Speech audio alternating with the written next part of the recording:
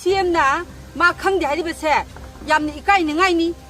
central government amadi state government gi aron ba mari ama lainai hai bese masina khudam oire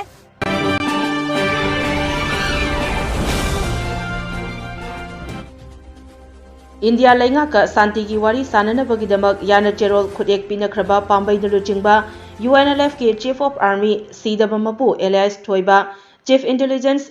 Ingba amade gather amaga punna makhoi ahum NIA na phakibabu yaningdaba phongdoktuna ngasi Kakching district ki tongan ba mafam singda maira paibi singna wakat mifam phamnakre phajin khiba sing condition amata yaudana khudakta thadorakadabani haina ima singna dabi tawkre ngasi Universal Mothers Organization UMO gi mityang makhada UMO arong khuno awang lekai amade arong khuno makha lekai mera paibi singna pambai na luchingba UNLF ki mioi ahum athubada thador o haiduna wakat mifam phamki loinana lairembi lafuba tera mera paibi arong khuno dabalo khong mera paibi arong khunjau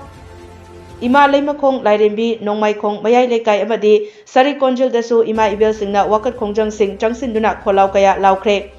Wakan mifam sing aduda saruk yakibi maira paibi amana phongdorakpada India government ka santi gi wari sanana bagidamak yana cherol khudek pinakraba pambai na luchingba UNLF ke cadre ahum NIA na fajin khiba asi mama oibi singna yaba ngamloi athuba matamda makhoi ahum thadoraktrabadi akanba khongjang changsingani haike NIA na makhoi ahum phakibagi matangda Chief Minister Nongthombam Birena khangde haikhiba adu yamne ikai ningai ne Central Government amadi State Government anigi marakta aronba agenda ama leire haibase makhoi ahum phakibagi thokdok asina takle hairaduna Chief Minister na Manipur gi miyamda utchaiduna thamlakliba asi yamna kuire mama oibising khangba ngamnadre haiki ULF ki lusin ba ho ULF ki lusin ba ho ena khuna khatiba oi homa condition lam tayangdana si UMO awang lekai amadi makha lekai gi marai paibi imai ben singna wakat mifam chathajari bagi maramdi hoji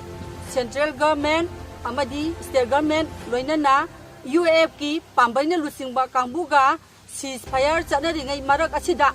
NIA gi timama laklaga manipur dagi UNF ki army chief sidaba mapu amadi maga loinaba mioi ahumbu phaki ba habase maram chade matang asida aina hajeningi badi CM Manipur gi CM na ma khangde hari bese yamni ikai ningai ni masirejda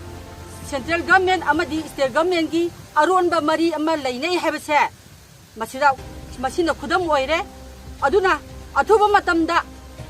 UNF ki lusingba pambai gi makhada leiba army chief sidaba mapu amadi ma ka loinariba mioi ani makoi ahumbu athuba matamda thadopirau ngasi UMO lafua teragi apunba ima singna UNLF gi makoi ahum phakhiba adu condition amatta yaudana thadok piraktaba taragadi lafuba terada laiba UMO mama pumbana lofam tokpa sarkar gi maikaida lorakani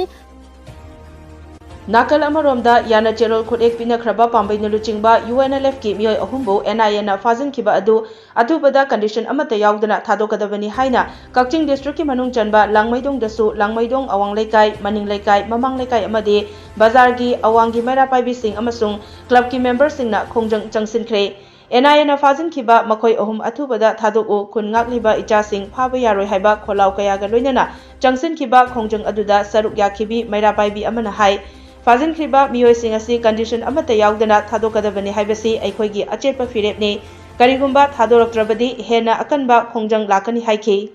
India government amadi Manipur government na government ga peace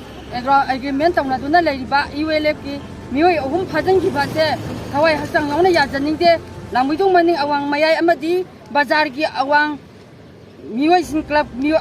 ahum gi mioi singa maira paibi sinjiga yanaraga akhoi phajang khiba mioi se condition amata yaudana thadok piu haiba